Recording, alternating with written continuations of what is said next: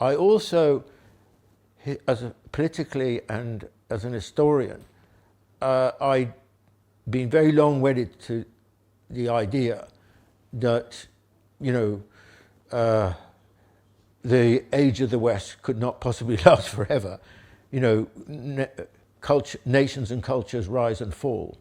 So I had an essentially dynamic view of history, and I never had a kind of defensive view of my own country, my own continent, my own civilization as somehow superior and would always be at the top and so on. And I think, to be quite frank with you, that's been very unusual amongst Western people.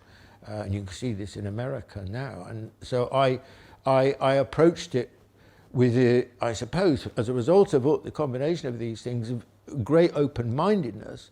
And then I set about the research in a lot of different ways. I was an academic. I've been a journalist, mainly a columnist, but a journalist. So I used all these skills to try and find out. So, for example, I interviewed a lot of Chinese scholars, which was most useful for me, because I learned so much on them. Sometimes I'm someone who does not speak Chinese. I've got a bit of Chinese, but I haven't got Chinese because I started my studies so late. So I knew, Chinese friends said to me, don't try it because it's not going to be worth it. Just concentrate on you doing your book. But this is, I think, a big problem for me, and I recognize it and feel suitably modest about this problem.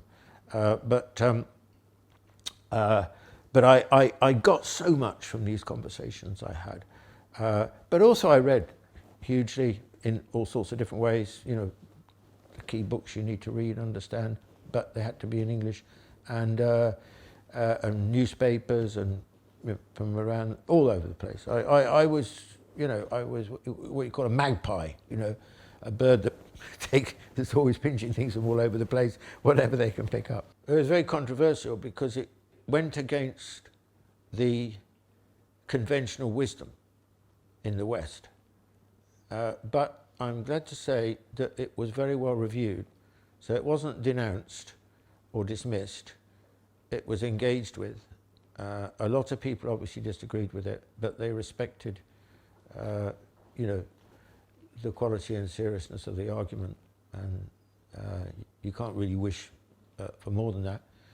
And I'm glad, it's very important for me. I never thought, it would be published in Chinese. It never occurred to me that perhaps it would be, but it was. And I was, it was very moving for me to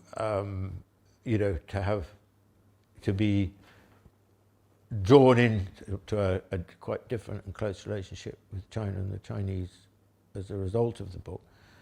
I think at the time, although there was immense interest and many offers to publish the book, I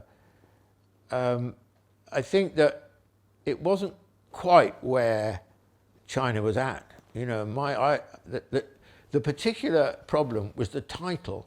The Chinese strongly objected to the title When China Rules the World, which is a very un-Chinese title, because actually the Chinese don't think like that.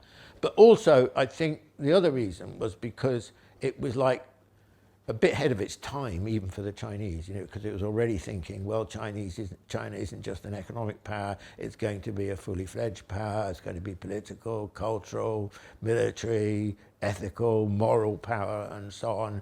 And it was about the rise of China and all the forms that this would take.